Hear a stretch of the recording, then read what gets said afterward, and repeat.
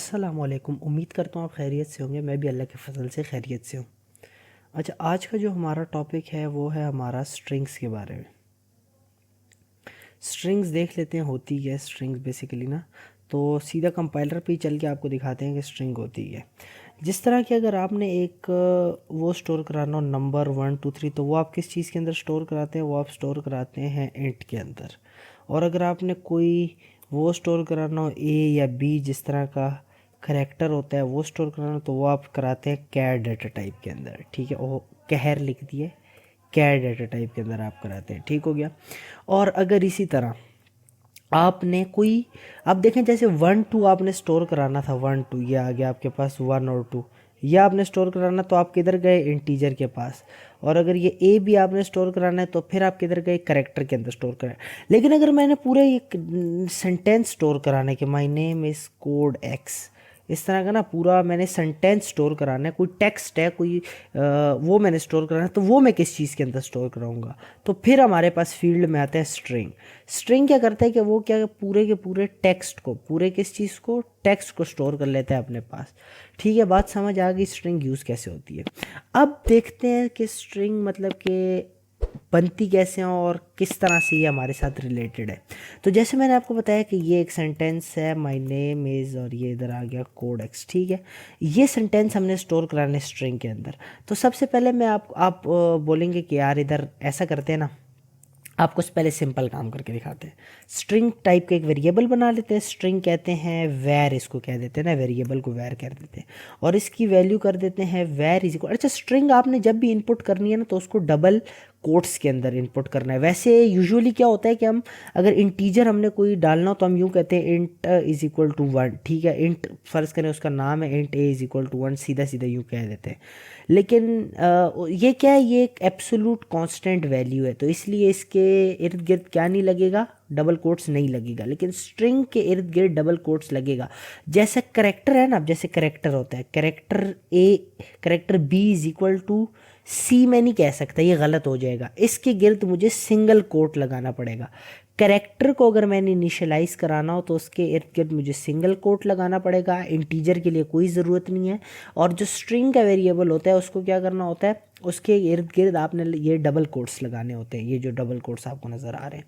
अब इसमें आप कुछ भी लिखते हैं वो वैर की वैल्यू हो जाएगी। माई नेम इज़, मैं कहता हूँ कोड एक्स। ठीक है, अब अगर मैं आपके सामने इधर कराऊँ ना सी आउट वैर, ठीक है, अब आपको कोड रन करके दिखाते हैं, देखते हैं अभी। My name is code x आना चाहिए सिंपल अल्फाजों में, क्योंकि वैर की value my name is code x है। ये देखिए क्या आया इससे, my name is code x, ये लिखा हुआ आ गया सिंपली। अब देखते हैं स्ट्रिंग की, आपको समझ आ गई कि स्ट्रिंग, लेकिन एक और भी तो तरीका हम कर सकते हैं ना। यही सेम चीज़ अगर मैं इस तरह से करूँ, फिलहाल अच्छा नहीं, इसको कमेंट नहीं करते, इस तरह अगर से मैं करूँ, आप करेक्टर टाइप की अगर मैं एक अरे बना लूँ, क्या बना लूँ? अरे। और उसको क्या वैल्यू असाइन कर दूँ कि MYNAMEISC,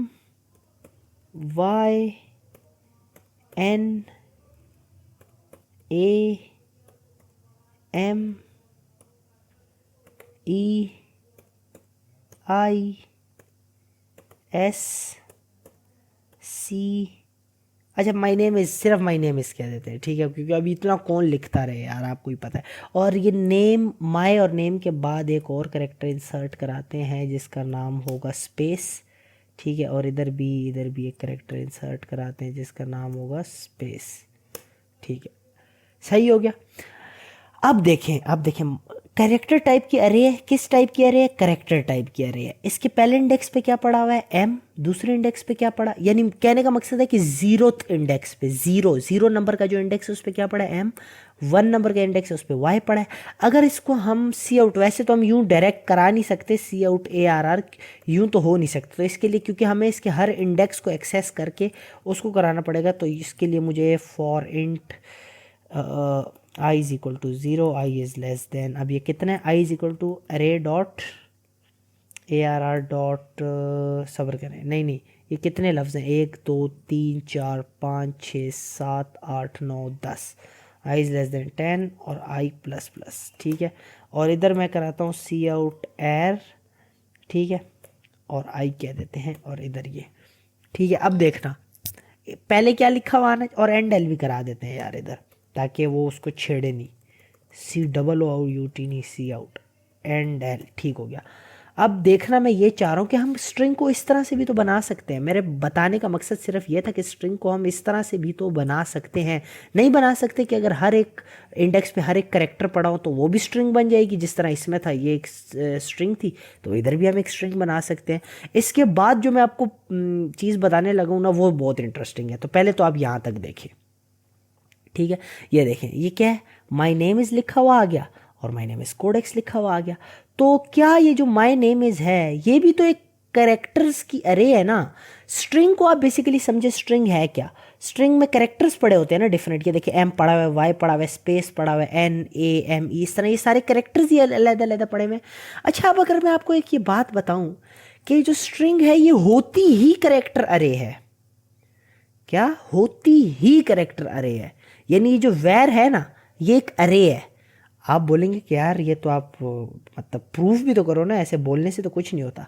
चलो फिलहाल इसको कमेंट करते हैं, इसको कमेंट करते हैं, ठीक है। अब मैं ये देखें, माई नेम इज़ कोडेक्स है ना, वैर के अंदर पूरा क्या पड़ा हुआ है, माई नेम इज़ कोडेक्स।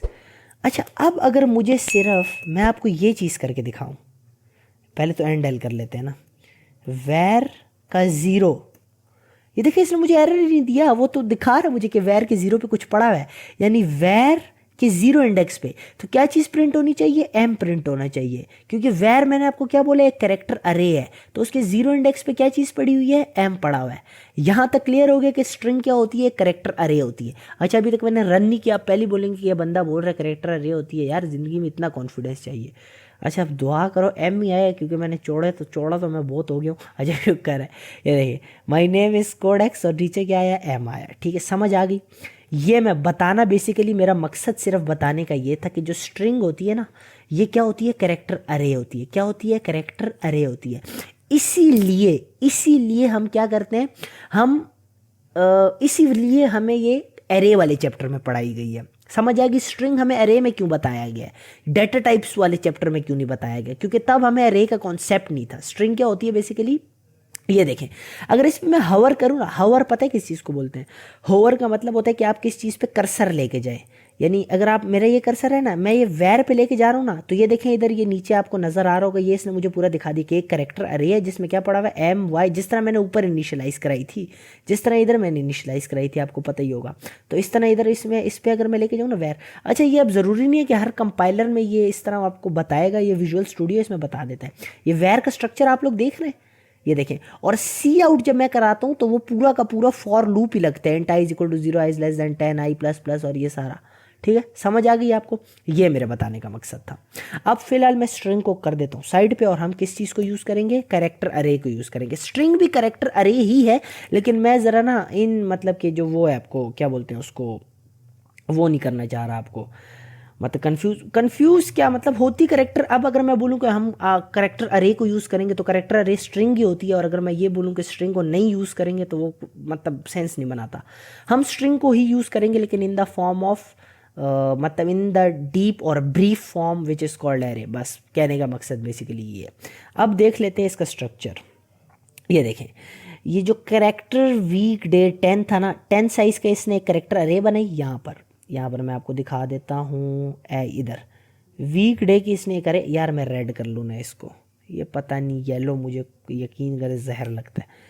ये वीक डे जो है ना, ये वीक डे, ये इसने 10 साइज़ की एक करेक्टर अरे बनाई, और उसके अंदर क्या इनिशियलाइज करा दिया, SUNDAY, संडे, यानी कि हर करेक्टर पे S पहले पड़ा होगा फिर U।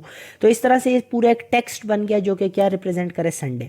ये आपको ऐसा बेसिकली ना, ये आपको बताने का मकसद है कि आप अरे को इस तरह से भी इनिशियलाइज कर सकते हैं जैसे अभी हमने किया है, और सीधा सीधा जिस तरह हम स्ट्रिंग को इनिशियलाइज करते हैं ना, सीधा सीधा उस तरह भी कर सकते हैं, डबल कोट्स लगा के भी। यानी सीधा सीधा आप डबल कोट्स लगाएं और जो भी आपकी स्ट्रिंग है उस तरह से इनिशियलाइज करा सकते हैं, यूं भी करा सकते हैं, एक ही बात है, क्योंकि स्ट्रिंग है डबल कोट्स में, मैंने आपको पहले ही बताया था। लेकिन ये आपने लाजमी ख्याल रखना है कि डबल कोट्स लगाने हैं, और इधर नहीं डबल कोट्स लगा देने। अब ये एक एक करेक्टर है, ये देखें, एस अलहदा करेक्टर है, यू एक अलहदा करेक्टर है, इनको सिंगल कोट्स में फिर लिखना है। लेकिन जब ओवरऑल स्ट्रिंग को आपने इनिशियलाइज कराना है फिर आपने डबल कोट्स में लिखना है। अच्छा, अब कुछ जो आपके पास फंक्शंस आ जाते हैं। अच्छा, फंक्शन से पहले ये चीज़ भी बताना आपको बहुत ज़रूरी है। जैसे ये देखें, अब ये संडे स्टोर किस तरह से हुई है, एक अरे की फॉर्म में स्टोर हुई है, वो तो आपको पता है। लेकिन एक और जो नोटिस करने वाली चीज़ है ना, वो ये है कि इसके आखिरी पे ये चीज़ क्या पड़ी हुई है, ये तो हमने इनिशियलाइज ही नहीं कराई थी। ये क्या चीज़ है, ये कौन सा करेक्टर पड़ा हुआ है जो हमने तो इनिशियलाइज, हमने तो सिर्फ वाई तक की वैल्यूज़ दी थी। ये देखिए हमने सिर्फ वाई तक की वैल्यूज़ दी थी, लेकिन ये क्या, ये \0 ये क्या चीज़ है, ये है नल करेक्टर। ये हर स्ट्रिंग के लास्ट पे लाजमी होता है।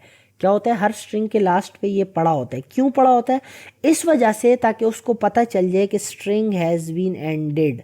ठीक है, यहाँ तक स्ट्रिंग ख़त्म हो गई है, यानी नल करेक्टर जैसी कंपाइलर को मिलेगा उसको पता चलेगा कि ये वाली स्ट्रिंग यहाँ तक ख़त्म है, अभी नेक्स्ट स्ट्रिंग शुरू हो गई है। तो नल करेक्टर लाजमी पड़ा होता है। अब ये देखें, ये 10 साइज़ की अरे थी, 0 से लेकर 9 तक है, तो 10 साइज़ की अरे हो गई। और इसके अंदर जो हमने फिल की थी वो हमने 6 इंडेक्स फिल किए थे, 0 से लेकर 5 तक, यानी फर्स्ट 6 इंडेक्स हमने फिल किए थे। और जो 7th इंडेक्स है ना, जो कि 6 है, अच्छा 7th इंडेक्स जो कि 6, ये ऐसी कंफ्यूजिंग मैंने बात कर दी है। इसमें अगर आप गिने ना टेक्निकली 1 2 3 4 5 6 7, अगर आप 7 देखेंगे ना, अगर आप मतलब नेचुरली देखेंगे तो 6 इंडेक्स 7th पोजीशन पे पड़ा हुआ है। ये मतलब आपको पता ही होगा अगर आपने मेरी 1D अरे की वो देखी होगी वीडियो। तो कहने का मकसद ये है कि हमने सिर्फ पहले अच्छा मैं अब सीधा ही बोल देता हूँ, 5 इंडेक्स तक हमने अरे को फिल किया था, तो 6 इंडेक्स पे ऑटो नल करेक्टर आ गए। क्यों आ गया, ताकि उसको पता चल जाए कि ये यहाँ पे स्ट्रिंग एंड है। ये इसका क्या हो गया आपके पास, स्ट्रक्चर। अच्छा अब देखते हैं कुछ कॉमनली यूज स्ट्रिंग फंक्शंस। क्या चीज़ देखने लगे हम, कॉमनली यूज स्ट्रिंग फंक्शंस के स्ट्रिंग के साथ हमें कुछ फंक्शंस भी मिलते हैं जो कि किस लाइब्रेरी में पड़े होते हैं, string.h में। ये हमने पहले इंक्लूड करा लिए, ये आपको दिखाने के लिए देखें, हैश इंक्लूड स्ट्रिंग हमने करा ली है। ठीक है, अच्छा .h आप कहेंगे क्यों नहीं आपने लगाया, मतलब आजकल आजकल क्या, वैसे आप देखेंगे जो पुराने कंपाइलर्स हैं उसमें आईएस स्ट्रीम के साथ भी .h लग रहा है, लेकिन अभी ये मतलब कि .h किसी हेडर फाइल के साथ लगता है, किसी के साथ नहीं। तो स्ट्रिंग और string.h में कंफ्यूज होने वाली बात नहीं है। इसका पुराना जो नाम था वो string.h ही था, लेकिन अभी नया नाम इसका स्ट्रिंग है। दो चीज़ें दोनों सेम ही है। इस हेडर फाइल्स में आपको इस स्ट्रिंग के सारे फंक्शंस मिल जाएंगे, जैसे कि cn.get का फंक्शन है। अब देखते हैं cn.get का फंक्शन क्या करता है। अच्छा पहले हम यार बुक से पढ़ लेते हैं, क्योंकि आप बोलोगे यार आज तो इसने बुक को हाथ ही नहीं लगाया।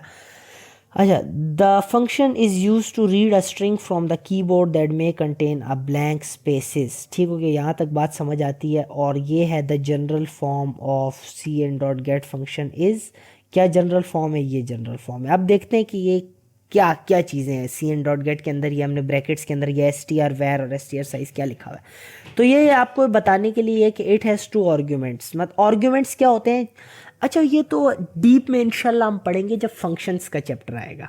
अभी आप मतलब मैं भी नहीं समझाना चाह रहा और आपको भी समझने की ज़रूरत नहीं है इस पॉइंट पे। बस आप ये समझ लें कि cn.get एक फंक्शन है जिसको 2 चीज़ें चाहिए, 2 चीज़ें उसको चाहिए। तो जौन सी 2 चीज़ें चाहिए, अच्छा जौन सी मैं बोल रहा हूँ सही इंजमाम का भाई लग रहा हूँ। ठीक है, तो जो उसको चीज़ें चाहिए ना 2, वो आपको, आपने जो उसका ब्रैकेट है ना, उसकी जो ब्रैकेट्स हैं उसके अंदर 2 चीज़ें आप लिखेंगे, उनको कहते हैं आर्ग्यूमेंट्स। यानी फंक्शन की रिक्वायरमेंट को पूरा करना जो उसको चाहिए वो आर्ग्यूमेंट्स होते हैं।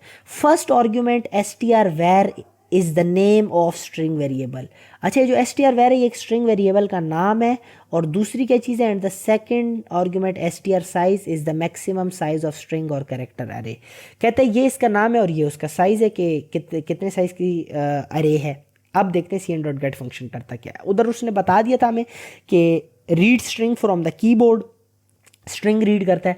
अच्छा आप चेक कर लेते हैं यार अपने पास, इस चीज़ को मैं यहाँ से हटा देता हूँ और इसको साइज़ दे देते हैं 10 का। ठीक है, 10 का साइज़ दे देते हैं। ठीक है, 10 साइज़ दे दिया। आप cn.get फंक्शन यूज़ करते हैं, अच्छा ci डॉट नहीं cn.get। ठीक है, cn.get के बाद आपके पास आता है पहला वेरिएबल। क्या था, पहला वेरिएबल था वेरिएबल अरे का नाम। तो अरे का क्या नाम है, arr। और पहला वेरिएबल क्या हूँ, पहला आर्ग्यूमेंट क्या था, arr। arr नहीं था पहला आर्ग्यूमेंट, arr अरे का जो नाम था, यानी स्ट्रिंग वेरिएबल का जो नाम था, क्या नाम है, arr नाम है। और दूसरा क्या था, साइज़ था, दूसरा क्या था, साइज़। ठीक है, और अब इसको मतलब कि ये कमांड जब रन होगी तो वो क्या करेगा कि एक मतलब क्या कहने का मकसद है कि हमसे cn लेगा जो भी हम एंटर करेंगे कीबोर्ड से, और फिर इसको क्या करेगा, एरे के अंदर स्टोर करा देगा। तो अब हम क्या करते हैं, ARR ये चीज़ ठीक हो गया। अब इसको सी आउट भी करा लेते हैं। अब इस कोड को करते हैं रन, क्या करते हैं, रन करते हैं, चेक करते हैं अब होगा क्या। अच्छा अब ये देखें मांग रहा है मेरे से, तो 10 साइज़ कह रहे हैं, मैं क्या कहता हूँ फ्राइडे कह देते हैं, फ्राइडे जुम्मे का दिन है, मुसलमान है यार कसम से। अब इधर वो कंफर्म जन्नती वाली फीलिंग तो नहीं आ रही। अच्छा फ्राइडे यार।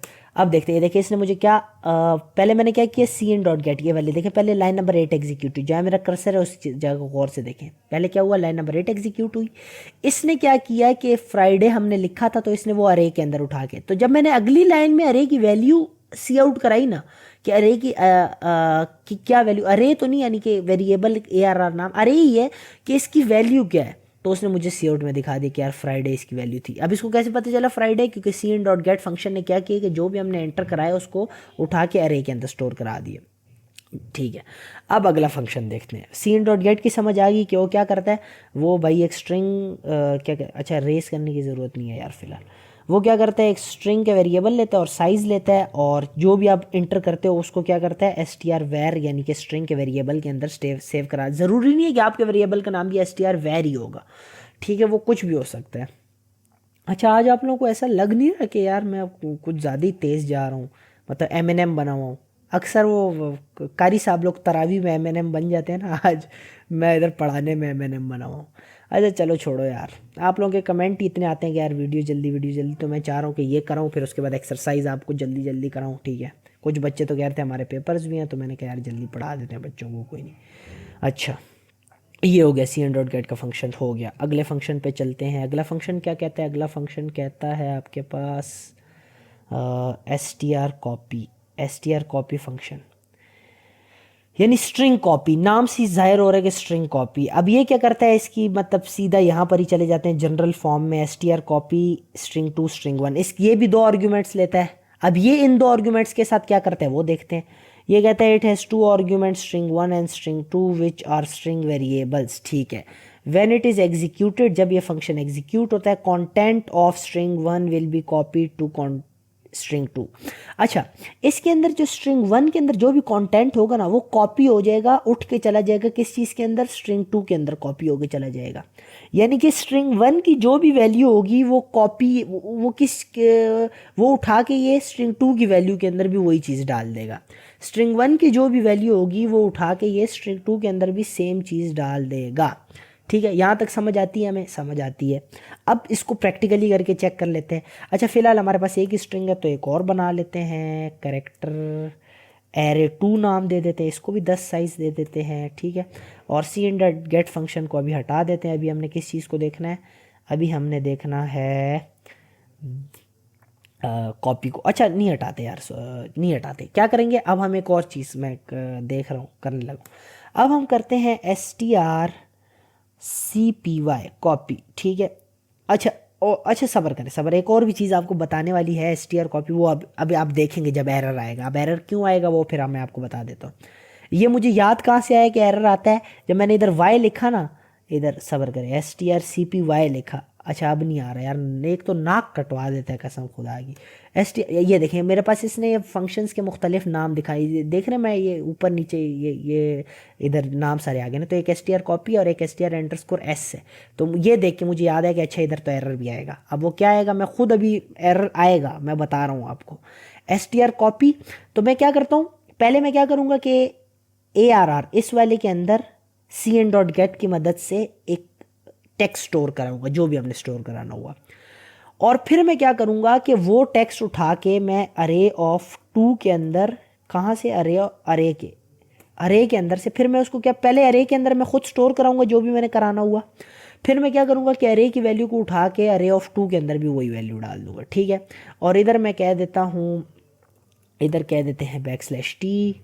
अच्छा \t डबल कोट्स में आएगा \t, और इधर क्या कह देते हैं array_of_2, ठीक है। सही हो गया, ठीक हो गया, बात कहानी दुरुस्त चल रही है यहाँ तक। अब इस कोड को करते हैं रन। अच्छा \t इसलिए कि यार थोड़ा फासला आ जाए उनमें, एस्केप सीक्वेंस पढ़ाई थे मैंने आपको, आया एरर, क्या बोला था मैंने क्या बोला था कि एरर आएगा। अब इस एरर को ज़रा गौर से पढ़ें, ये एरर क्या है, क्या रहा है। strcopy, this function or variable may be unsafe, consider using strcopy underscore s instead। कह रहे हैं कि ये वाला अभी अनसेफ है ये फंक्शन, उसकी जगह strcopy अंडरस्कोर s यूज़ करें। अब क्यों अनसेफ है ये भी आगे उसने बताया। To disable deprecation use underscore CRT underscore secure underscore no underscore warning see और लाइन हेल्प फॉर डिटेल। ये फंक्शन जो है ना डेप्रिकेटेड हो गया, बेसिकली कहने का मकसद ये है। और अगर वो कह रहे हैं ना कि आपको डिसेबल करनी है डेप्रिकेशन, तो ये पूरा यूज़ करें। तो भाई हमें नहीं करनी है डिसेबल, हम इतने बड़ी लाइन लिखने के बजाय हम क्या करेंगे, अंडरस्कोर एक s लगा देंगे साथ। डेप्रिकेटेड का मतलब ये होता है कि strcopy फंक्शंस को डेवलपर्स ने बनाया है ना, C++ को डेवलपर्स ने बनाया, तो उन्होंने क्या किया, इसको पुराना करार दे दिया, यानी इसको रिटायर कर दिया। अब ये उसका न्यू वर्जन है strcopy अंडरस्कोर s, अब इन्होंने ये लॉन्च किया। ठीक है, समझ आ गई। अच्छा, अब देखते हैं इसको रन करके चेक करते हैं। अब मांग रहे मेरे से वैल्यू एरे के अंदर, मैं कहता हूँ कोड x। ठीक है, ये मैंने स्टोर कराया। अब देखें मैंने क्या किया था, अरे 1 के अंदर कोड x स्टोर कराया, या ये वाली लाइन एग्जीक्यूट हुई। लाइन नंबर 9 पे देखें, लाइन नंबर 9 एग्जीक्यूट हुई, तो क्या हुआ, अरे की वैल्यू क्या हो गई, कोड x। फिर मैंने कॉपी कराई अरे की वैल्यू, अरे के अंदर क्या पड़ा हुआ है, कोड x। अरे 2 के अंदर भी अब क्या आ जाएगा, कोड x। क्यों, क्योंकि कॉपी हो गई अरे की वैल्यू अरे 2 के अंदर। यही होता है ना, इधर देखें, यही होता है कि स्ट्रिंग इस तरफ वाली जो राइट साइड वाली, यानी स्ट्रिंग 1 की वैल्यू उठ के कहाँ चली जाती है, स्ट्रिंग 2 की वैल्यू में उठ के चली जाती है। तो यही सेम कहानी हुई है कि जो अरे की वैल्यू है वो उठ के किधर चली गई है, अरे ऑफ 2 के पास चली गई है। ठीक है, इस तरह से हुआ है। फिर मैंने सी आउट कराया दोनों की वैल्यूज़, यानी कि मैंने क्या कराया, ARR की भी वैल्यू सी आउट कराई है ARR 2 की, चेक करने के लिए कि कॉपी हुई भी है या नहीं हुई। तो वो मेरे पास आ गई कि यार इधर भी कोड x आ गया और इधर भी कोड x, यानी कि अरे ऑफ 2 की वैल्यू भी कोड x थी और अरे ऑफ 1 तो नहीं, ARR की वैल्यू भी क्या थी, कोड x ही थी। चलें, ये फंक्शन भी हो गया। अब अगले फंक्शन पे चलते हैं। अगला फंक्शन क्या कहता है, strcat, कंकैटिनेशन इसका नाम है। कैट शॉर्ट फॉर्म है, कंकैटिनेशन। अब कंकैटिनेशन होती क्या है, कंकैटिनेशन ये होती है ना कि मैं फ़र्ज़ करें ये होम है और ये वर्क है, तो इन दोनों को मिला के जो होमवर्क बनेगा ना, यानी होम, यार अब पूरा होमवर्क नहीं लिखा जाएगा मेरे से, माउस से मैं HW लिख देता हूँ, यानी पूरा होमवर्क एक ही सेंटेंस में। तो ये मैंने क्या कर दिया, दो स्ट्रिंग को कंकैट करके लिख दिया। कहने का मकसद ये है मेरा कि एक स्ट्रिंग है मेरे पास कोड और एक स्ट्रिंग है मेरे पास x, तो इसको मैं कंकैट करके लिख दूँ कोड x। ठीक है, यानी इसको मैं एक ही लफ्ज़ बना दूँ, अब क्या थी, एक स्ट्रिंग मेरे पास कोड थी और एक स्ट्रिंग मेरे पास थी x, तो कंकैट करके मैंने क्या बना दिया, कोड x। ये कहने का बेसिकली मकसद है, कंकैट फंक्शन ये करते हैं। अब देख लेते हैं कंकैट फंक्शन को भी। ठीक है, इसको यार हटा देते हैं, इस लाइन को, कॉपी वाली को भी हटा देते हैं, देख लिया हमने। ठीक है, अब दोनों ना स्ट्रिंग्स को इनिशियलाइज करें। इसको मैं कह देता हूँ डे, ठीक है, और इसको कह देते हैं फ्राई, यानी कि क्या बन जाएगा, फ्राइडे। ठीक है, समझ आ गया आपको। अब कंकैट का फंक्शन जब हम लगाएंगे, किस चीज़ का फंक्शन लगाएंगे, कंकैट का। क्या है वो फंक्शन, strcat और अंडरस्कोर s वाला लगाना है, आपको पता है क्योंकि डेप्रिकेटेड हो चुका है। अच्छा, अगर आपका पुराना कंपाइलर है ना, तो उस पर strcat भी चल जाएगा, अगर आपका कंपाइलर पुराना है। ठीक है, strcat। अब इसके अंदर क्या करना है, अरे और अरे ऑफ 2 कह देना है सिंपली, और फिर मैंने क्या करना है, अरे और अरे ऑफ 2 को जो कहते हैं उसको सी आउट करा लेना। अब इसको करके चेक करते हैं रन, कि क्या हुआ, आउटपुट आया हमारे पास। ये देखें, देख सकते हैं आप। अरे की क्या वैल्यू थी, फ्राई। अरे ऑफ 2 की क्या वैल्यू थी, डे। तो अरे, और अब अरे की क्या वैल्यू बन गई, अरे ऑफ 2, यानी कि अरे ऑफ 2 के अंदर जो है उसको उठा के अरे ऑफ 1 के अंदर जोड़ दो। यानी कहने का मकसद ये है कि इधर स्ट्रिंग 1 के पास होम था ना, स्ट्रिंग 1 के पास होम था और स्ट्रिंग 2 के पास वर्क था, तो स्ट्रिंग 2 का जो वर्क है वो उठ के स्ट्रिंग 1 के होम के साथ जुड़ जाएगा, तो स्ट्रिंग 1 की वैल्यू क्या हो जाएगी, होमवर्क हो जाएगी पूरी की पूरी। समझ आ गई आपको कि स्ट्रिंग 1 के पास होम पहले का पड़ा हुआ था, स्ट्रिंग 2 के पास वर्क है, तो कैट के फंक्शन ने क्या किया, जो स्ट्रिंग 2 का वर्क था वो उठा के स्ट्रिंग 1 के होम के साथ जोड़ दिया, और स्ट्रिंग 1 की वैल्यू क्या बन गई, होमवर्क। स्ट्रिंग 2 की वैल्यू क्या है, वर्क ही है। ठीक है, ये कहने का मकसद है। तो इस बेसिकली क्या हुआ है, अरे की वैल्यू अब क्या हो गई है, अरे ऑफ 2 के अंदर डे पड़ा हुआ था और वो उठ के अरे ARR के फ्राई के साथ लग के अरे की वैल्यू फ्राइडे हो गई है। इस वजह से हमें पहले फ्राइडे नज़र आया, क्यों? क्योंकि अरे की वैल्यू फ्राइडे हो चुकी है और अरे ऑफ 2 की वैल्यू क्या हो चुकी है? डे। ठीक है, ये आपके पास करते हैं कनकैट का फंक्शन। अब अगले फंक्शन के पास चलते हैं, strlen। अच्छा यार, ये तो बहुत ही मतलब सिंपल फंक्शन है, इसको पढ़ने की भी जरूरत नहीं, नाम बेसिकली इसका लेंथ। ठीक है, str कॉपी को हटा देते हैं। कहने का मकसद ये है, अगर इसको ना, ये इस तरह का फंक्शन है, यानी कि ये strlen और ये आर्ग्यूमेंट में एक स्ट्रिंग लेता है, ARR में फर्ज करें इसको क्या देता हूँ ना, ARR ये अपने पास लेता है और ये उसकी लेंथ बता देता है हमें। यानी कि अगर मैं इधर कहूँ ना, देखना अभी इधर मैं कहूँ सी आउट ARR strlen क्या देते हैं यार, सब्र करें, मैं आखिर में सी आउट करा देता हूँ ना सबको। इधर इधर हमने कराया हुआ तो है strlen और इधर इधर ये क्या करेगा, अरे की लेंथ बता देगा, और strlen ये, और ये क्या करेगा, अरे ऑफ 2 की लेंथ बता देगा। अब इसको फिर से हम क्या कर लेते हैं, रन करके चेक कर लेते हैं।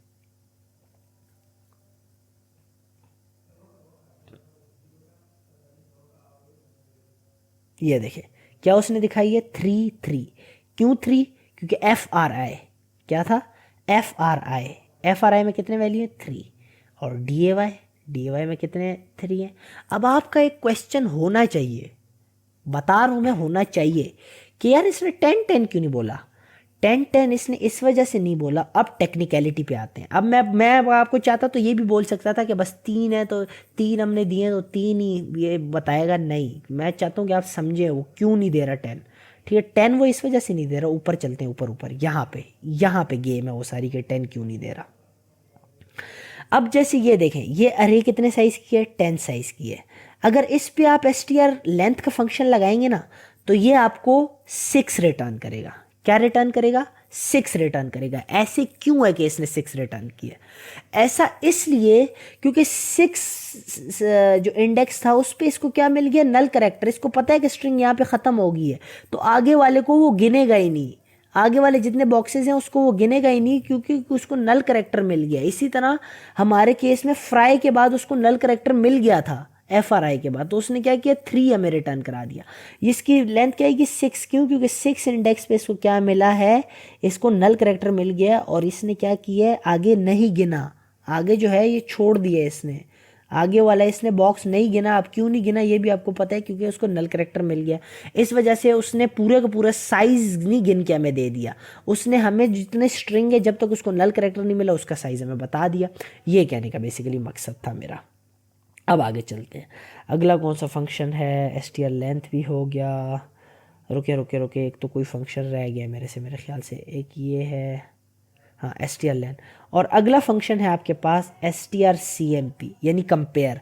ये क्या करता है, बेसिकली फंक्शन को कंपेयर करता है कि कौन सी स्ट्रिंग ज़्यादा बड़ी है, कौन सी स्ट्रिंग ज़्यादा बड़ी है। यानी कि अगर हम स्ट्रिंग 1 और स्ट्रिंग 2 भेजते हैं ना, तो ये बता देगा हमें। अब ये बताएगा किस बेसिस पे बताएगा, वो भी यहाँ पर हम देख लेते हैं। बताएगा ये इस बेसिस पर कि अगर इसका जवाब 0 आया ना, it will return 0 if string 1 and string 2 are same. अगर इसका जवाब 0 आया तो मतलब स्ट्रिंग 1 और स्ट्रिंग 2 दोनों सेम है। अगर इसका जवाब 1 आया तो string 1 is greater than string 2, और अगर इसका जवाब -1 आया तो string 1 is less then string 2 होगी। समझ आ गया आपको? इस बेसिस पे ये क्या करता है, बताता है। अब इसको भी चेक करके देख लेते हैं। अब ARR10 के अंदर क्या पड़ा हुआ है, FRI, और ARR2 के अंदर DAY पड़ा हुआ है। अब देखते हैं इनमें से कौन सा बड़ा है, तो सी आउट करा लेते हैं। strlen नहीं, str क्या करते हैं, strcmp ARR और ARR2। ठीक है, अब देखते हैं इनमें से कौन सा बड़ा है। अब आंसर देखते हैं क्या आता है। अच्छा एरर आएगा, एरर, सॉरी यार, एरर आएगा, क्योंकि मुझे पता है एरर क्यों आएगा। एरर इस वजह से आएगा ना, ये एक ब्रैकेट मैंने इजाफी डाली हुई है। अब देखते हैं,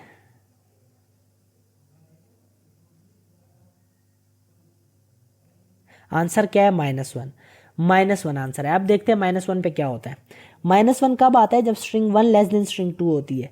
इसका मतलब ये है कि DAY बड़ा है FRI से। अब आप बोलेंगे यार ये भी 3 साइज क्या है, ये भी 3 साइज क्या है, तो कहाँ से बड़ा हो गया? भाई बड़ा इस वजह से है क्योंकि इसकी आस्की ज़्यादा है। अब आस्की आपको पता है, आस्की कोड मैंने आपको बताए थे कि हर करेक्टर के पीछे एक आस्की कोड होता है, ठीक है।